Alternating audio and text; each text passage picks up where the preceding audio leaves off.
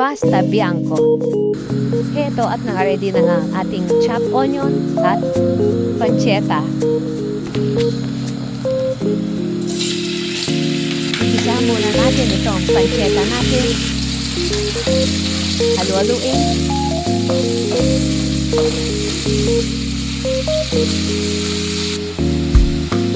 Ayan, at the same time, pakuluan na rin natin ang ating pasta. So, lagdagan natin ng olive oil ang ating pancetta.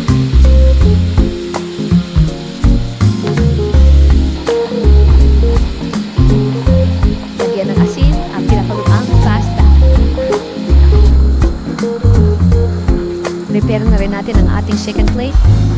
Formaggio, parmesan at prosciutto, bits. Sabay na natin ang gisa ng ating sibuyas. Ayan, halu-haluin. Hintayin lang mag-golden brown ng konti. Ayan, ihalo na natin ang ating pasta.